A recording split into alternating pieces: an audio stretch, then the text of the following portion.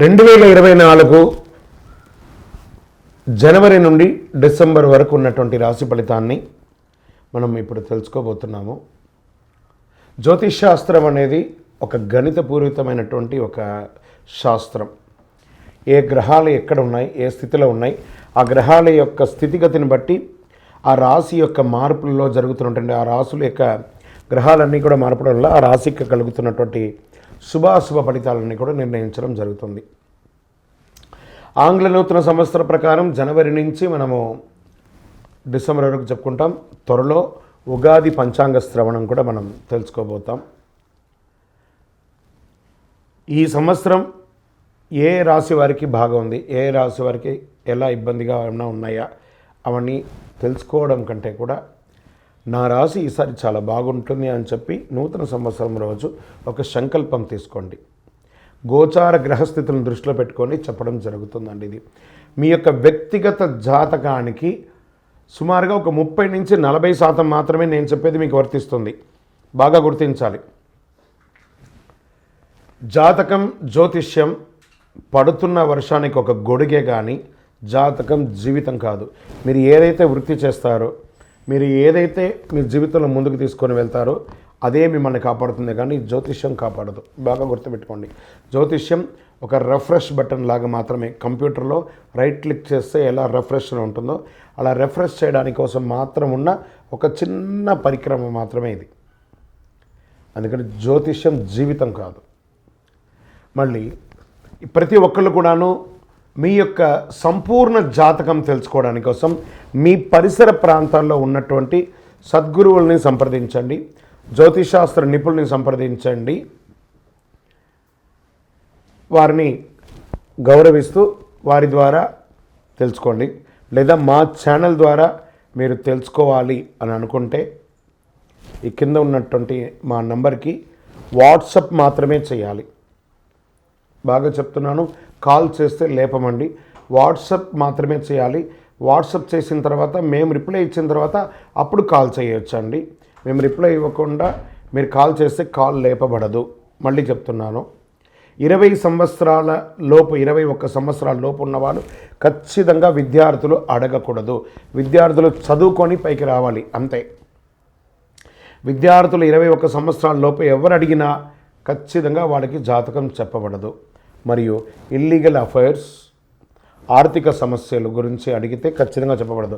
మీరు అప్పులో లేకపోతే ఇంకోటి ఇబ్బందులో పడితే వ్యాపారమో ఉద్యోగం చేసి తీర్చుకోండి, కానీ జాతకం తెలుసుకోవడం వల్ల తీరుతుంది మాత్రం అనుకోవద్దు. ఇల్లీగల్ అఫైర్స్ ఖచ్చితంగా చెప్పనండి. బాగా గుర్తుపెట్టుకొని చెప్పడం జరగదు. తర్వాత పెద్దవాళ్ళైనటువంటి 60 సంవత్సరాల పైచిలకు వాళ్ళు, మీరు 60 తెలుగు సంవత్సరాలని పూర్తి చేస్తుంటారు కాబట్టి మీరు పెద్దవాళ్ళు, మీకు అన్ని రకాలుగా అన్ని జీవితంలో అన్నీ అనుభవించుంటారు కాబట్టి మీరు తెలుసుకోవాల్సిన అవసరం లేదు. దీన్ని సహృదయంతో స్వీకరించగలరు. శరణమయ్యప్ప. ఇంకొక విషయం ఏమంటే, గత నవంబర్, డిసెంబర్, ఈ జనవరి 15 వరకు ఈ అయ్యప్ప దీక్షలో ఉండడం వల్ల ఎవరైనా మమ్మల్ని సంప్రదించుంటే మీకు సమయానికి రిప్లై ఇవ్వకుండా పోయి ఉండొచ్చు. జనవరి 15 తర్వాత తప్పకుండా నేను మీకు అందరికీ అందుబాటులో ఉంటాను. అప్పటి వరకు వాట్సాప్లో మెసేజ్ పెట్టండి. అవకాశం ఉన్నప్పుడు నేను మీకు తప్పకుండా చూస్తాను. ఇప్పుడు ఈ ఆంగ్ల నూతన సంవత్సరం 12 రాసులకి ఎలా ఉంది?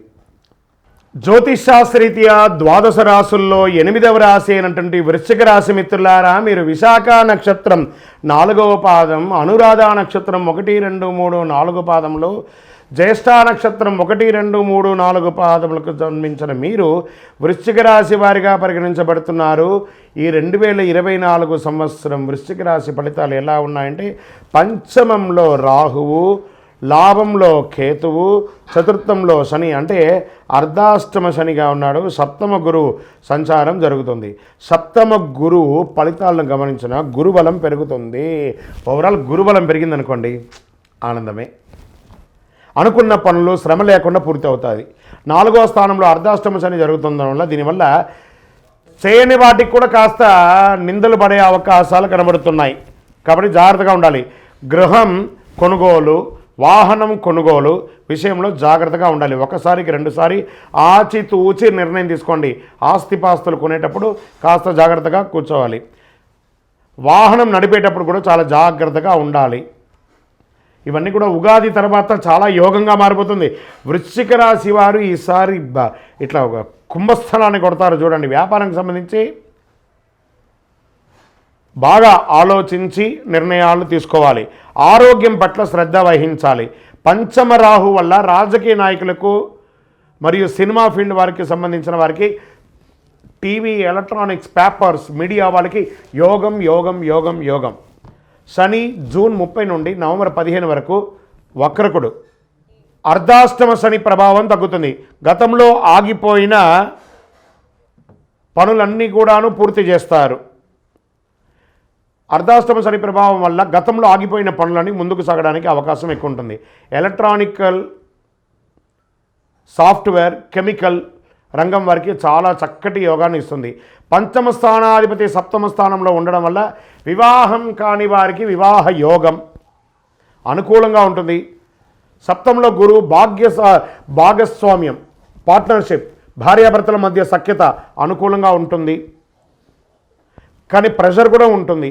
మీ జన్మ జాతకంలో ఉన్నట్టు దాన్ని బట్టి ఉద్యోగులకి మంచి అవకాశాలు వస్తున్నాయి.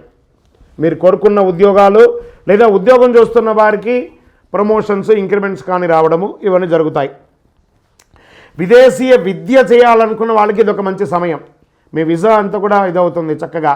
విదేశాల్లో ఇల్లు కట్టుకునే వాళ్ళకి కూడా ఇది యోగం. Doctors, defence, police department, government అన్ని సంబంధించిన వాళ్ళకి బాగుంటుంది. స్త్రీలలో ఉద్యోగం చేస్తున్న వారికి, వ్యాపారం చేస్తున్న వాళ్ళకి చాలా అనుకూలం. వ్యవసాయదారులు ఉన్నారే వాళ్ళకి చాలా యోగం అండి. మంచి వర్షకాలంలో కూడా ఉంటుంది. రాజకీయ నాయకులకి ఇది చాలా యోగం. కానీ తస్మాత్ జాగ్రత్త. ప్రజాక్షేత్రంలో వెళ్ళేటప్పుడు రాజకీయ నాయకులు కాస్త నోరు అదుపులో పెట్టుకోండి. కానీ యోగం అద్భుతమైనటువంటి స్థానాన్ని పొందుతారు.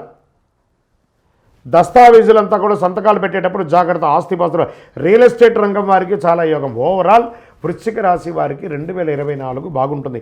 కాస్త మార్చి వరకు కొంచెం అటు ఇటుగా ఉన్న, మార్చి తర్వాత మిమ్మల్ని ఇంకా ఎవరు ఆపలేరు, అంత యోగంగా ఉంటుంది. ఇంకనూ మీ యొక్క వ్యక్తిగతమైనటువంటి జాతకం తెలుసుకోవడానికి మా యొక్క కింద వాట్సాప్ నెంబర్కి మీ పేరు, date of birth, time of birth, place of birth WhatsApp చేశారంటే మీకు వివరాలు చెప్పడం జరుగుతుంది. ఇంకనూ సకల దోషాలు తొలగి ఆనందంగా ఉండడానికి నవమూలిక సిద్ధ ధూపంతో ధూపం వేయండి. విజయోస్తు.